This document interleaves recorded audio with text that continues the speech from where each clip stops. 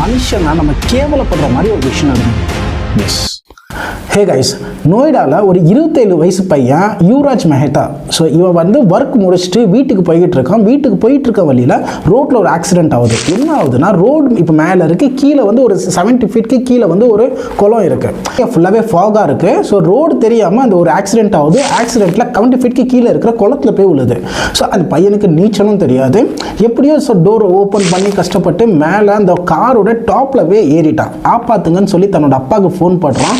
So அவனோட அப்பா வந்து அந்த எமர்ஜென்சிக்கு ஃபோன் பண்ணுறாரு. எமர்ஜென்சியில் வந்து போலீஸ்க்கும் ஃபயர் பிரிகேட்க்கும் கால் பண்ணுறாரு. ஸோ அடுத்த 9வது நிமிஷம் போலீஸ் அங்கே வருது. ஸோ இந்த விஷயத்தில் நம்ம போலீஸை ரொம்பவே பாராட்டி ஆகணும். அடுத்த 9வது நிமிஷம் அங்கே வருது. போலீஸ் வந்து கீழே யுவராஜ் இருக்கிறத பார்க்குது.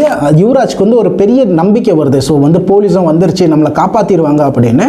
ஸோ அடுத்த ஒரு கொஞ்ச நேரத்தில் ஃபயர் பிரிகேடும் வருது. ஸோ ஃபயர் பிரிகேடை பார்த்த உடனே யுவராஜ்க்கு என்னமோ சந்தோஷம். சரி, நம்ம வந்து தப்பிச்சிடலாம், நமக்கு நீச்சல் தெரியலனாலும் நம்மளை வந்து கண்டிப்பாக காப்பாற்றிடுவாங்க. அப்போ யுவராஜ்க்கு தெரியாது அவருக்கு நடந்த விஷயத்துக்கு இந்த மாதிரி அஃபிஷியல்ஸ் தான் காரணம் அப்படின்னு. ஃபயர் பிரிகேட் வந்துருச்சு, போலீஸ் வந்துருச்சு, ஆனால் யுவராஜை காப்பாற்றலை. ஸோ ஏன் காப்பாற்றலைங்கிற விஷயம் உங்களுக்கு நான் லாஸ்ட்டில் சொல்கிறேன். ஃப்ளிப்கார்ட் டெலிவரி பாய் வந்திருக்கா மொஹிந்தர். ஸோ மொஹிந்தர் வந்து இவங்க எந்த ஒரு ஆக்ஷனை எடுக்காத பார்த்துட்டு சட்டையை கழுத்திட்டு தன்னோட இடுப்பில் கயிறை கட்டிட்டு கீழே குதிச்சிருக்கிறார். குதிச்சு கிட்டத்தட்ட அரை மணி நேரம் தேடி இருக்கான்னு அங்கே இருந்த இருட்டு, அங்கே இருந்த ஃபாகில் கண்டுபிடிக்க முடியல. அடுத்த நாள் காலையில் யுவராஜோட பாடியும் காரையும் வெளியே எடுக்கிறாங்க. அதுக்கப்புறம் அங்கே இருக்க மக்களோ இல்லை மொஹிந்தரை என்ன இன்டர்வியூ கொடுக்குறாங்கன்னா, போலீஸ் ஆன் டைமே வந்துருச்சு, ஆனால் போலீஸ் நினச்சிருந்தா கண்டிப்பாக யுவராஜை காப்பாற்றிருந்துருக்கலாம். ஸோ எல்லாரும் அஃபிஷியல்ஸ் வந்தாச்சு, போலீஸும் வந்துருச்சு, ஃபயர் பிரிகேட்ஸும் வந்துருச்சு. ஆனால் ஒருத்தருக்கு ஒருத்தர் நீ இறங்குறியா இல்லை நான் இறங்குறமான்னு பேச்சுவார்த்தை நடந்துகிட்டு இருந்திருக்கு.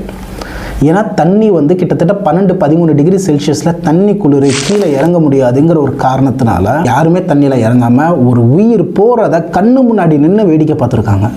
இந்த ஸ்டோரியில் உங்களுக்கு தெரிஞ்சிருக்கும், நம்ம வந்து எவ்வளோ ஒரு கொடுமையான நாட்டில் நம்ம வாழ்ந்துக்கிட்டு இருக்கோம். கண்ணு முன்னாடி ஒருத்தர் சாகிறத கூட தண்ணி குளிருதுங்கிற காரணத்துக்காக உள்ளே இறங்கி அவனை காப்பாற்றாமல் விட்டுருக்காங்க.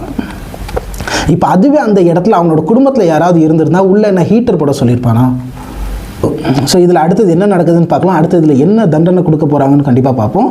நெக்ஸ்ட் வீடியோவில் மீட் பண்ணுறேன். அது வரைக்கும் டேக் கேர்.